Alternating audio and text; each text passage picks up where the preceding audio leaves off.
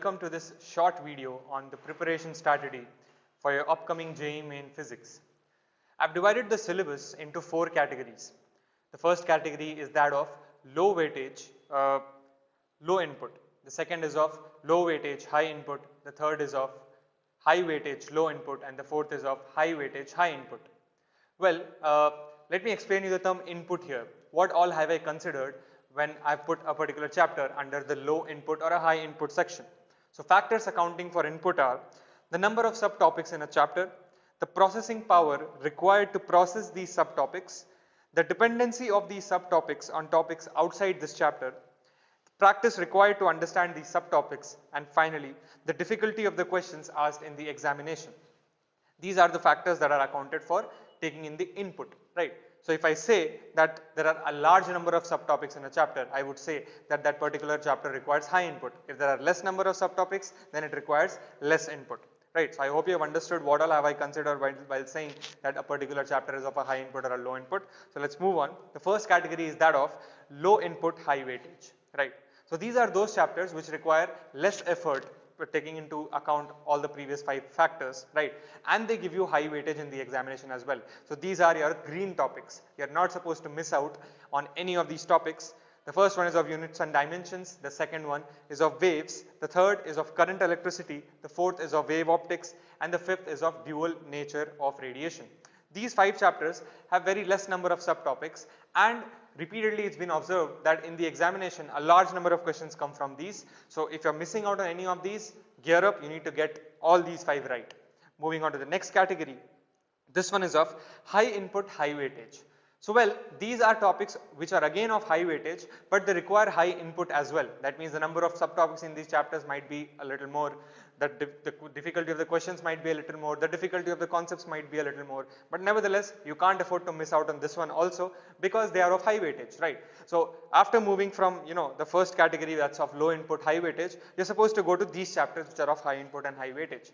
These are work, power, energy, rotational motion, oscillations, thermodynamics, moving charges and magnetism, semiconductors, ray optics, electrostatics, center of mass and collisions. So as you can see, 9 chapters here. All these 9 chapters are moderately difficult, right? And some of them are pretty difficult. Like if I look at rotational motion, they require a lot of understanding of vectors and a lot of rotational motion concepts. So nevertheless, the difficulty of these topics varies from medium to difficult, but you're supposed to master most of these topics because they are again of high weightage.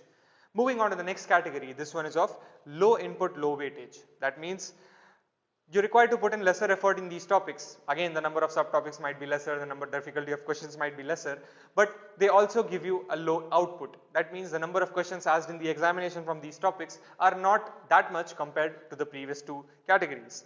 So this one includes mechanics of solids and fluids, thermal properties of matter, kinetic theory of gases, magnetism and matter, alternating current, atoms and nuclei, electromagnetic waves, and communication systems.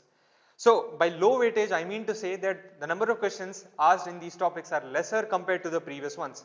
It no way means that you can actually ignore these topics and not study them at all, right?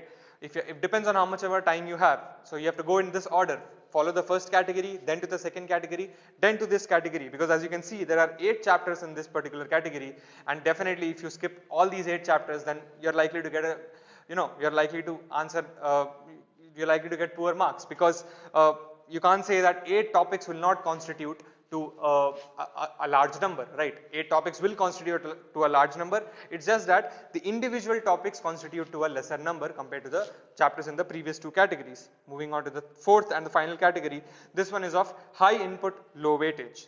So these require you to put in a larger amount of effort, but the number of questions asked in the examination from these topics are not those many, maybe 1 or 2, but not more. This is your red zone. You should go to this zone only after you finish the first 3 topics. That's the ideal way. So the first topic in this particular category is kinematics. The second is of laws of motion. The third is of electromagnetic induction. The fourth is of gravitation, and fifth is potential and capacitance. So now that you know which chapter falls under which category, roughly by the way, so these are not hardcore data, this is data which is analyzed over a certain amount of time, and that's how we have come up with this. But what is the strategy that you need to follow when you now know that a particular chapter falls in a particular category. So you need to use this particular time division rule for your preparation. 15, 35, 35, 15. What does this mean? Let's say you have X number of days. So you take out the 15%, that means 15% of your remaining time from the examination, and you give that 15% to the first category. Because the first category, as you can see, has lesser number of chapters and also it's of high weightage, right? So you have to first pick out that 15%, give it to those whatever, I guess there were 5 chapters. You have to give it to those 5 chapters, and you have to make sure that you get all those 5 chapters right. So that's how you can actually maximize your output by giving lesser number of input. Next is 35%. So from your X number of days that's remaining, get out the 35% of the time and give it to the second category, right?